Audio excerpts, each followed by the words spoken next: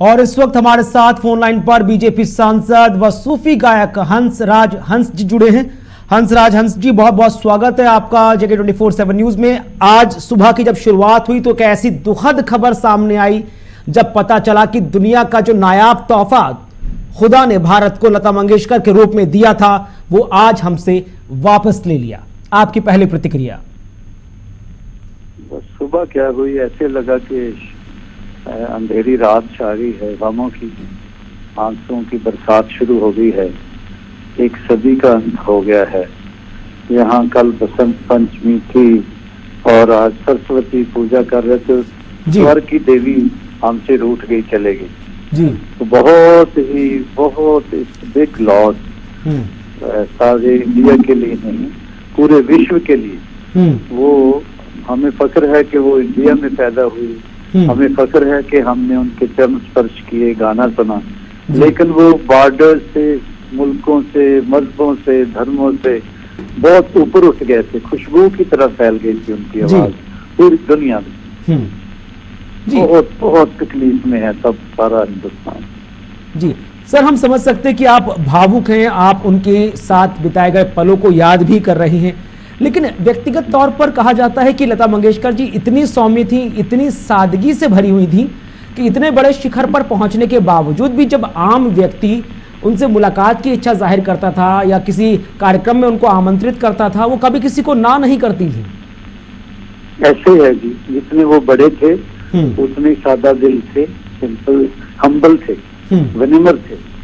उन्होंने हमेशा अपने से जूनियर कलाकारों को, सिंगर्स को हौसला अफजाई भी की जी, और उनके लिए आम खास में कोई खास डिफरेंस नहीं था, डिफरेंसेस नहीं करते थे।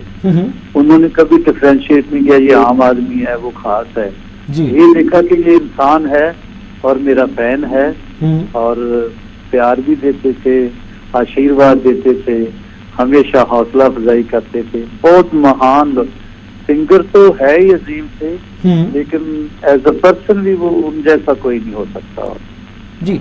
अगर मैं पर्सनली आपसे पूछूं, आपकी भी कभी मुलाकात हुई होगी लता मंगेशकर जी के साथ, आप दोनों एक ही फील्ड के थे, व्यक्तिगत तौर पर भारत रत्न लता मंगेशकर जी कैसी थी? क्या वो वाकई वो उतनी सौम्य थी जितनी वो तस्वीरों में या वीडियोस में नजर आती थी, या थोड़ी सी शांत रहती थी, अक्सर ज्यादा फोकस अपने गानों पर करती थी?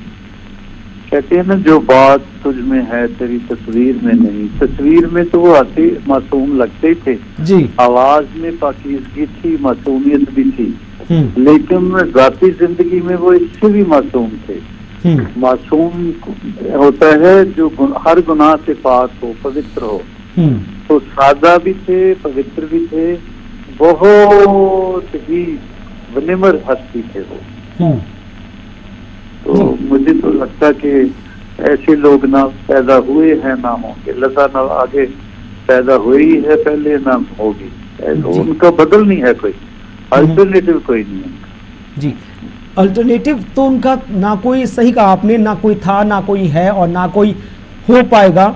जो शून्य पैदा हुआ है, जो एक स्पेस वैक्यूम पैदा हुआ है, उस पर आप क्या कहेंगे? क्योंकि अब वही बात है कि लता मंगेशकर की जब का जिक्र किया जाता है, उनके कंपैरिजन की बात की जाती है, तो लगता है कि लता जी और कंपैरिजन वर्ड, ये दोनों एक साथ लाए नहीं जा सकते।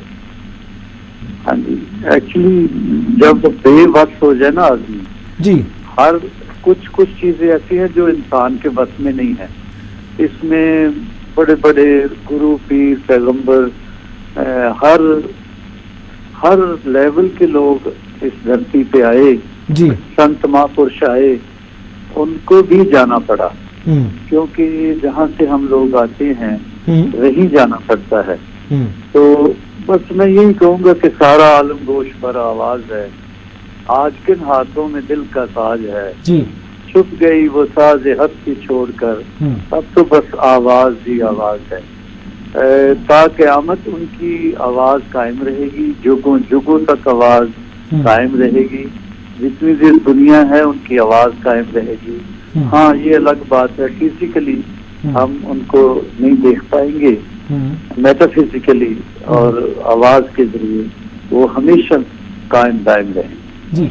लेकिन हंसराज हंस साहब, जब वही बात है, लता मंगेशकर जी का जिक्र होता है तो अभी भी लगता है कहीं कहीं कोई कान में आकर ये बोल देगा कि लता मंगेशकर जी अभी जिंदा हैं, उनकी धड़कन वापस आ गई है, क्योंकि दिल ये स्वीकार करने को तैयार ही नहीं है कि स्वर्ण कोकिला अब हमारे बीच नहीं रही है।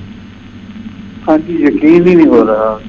काश ऐसा हो जाए, काश ऐसा करिश्मा हो जाए। शुक्रिया आपका सर। हम समझ सकते हैं कि आप इस वक्त भावुक हैं, थोड़े गमगीन भी हैं कि भारत रत्न लता मंगेशकर अब हमारे बीच नहीं है। तो ये थे हमारे साथ सूफी गायक पद्म श्री हंसराज हंस, जिनका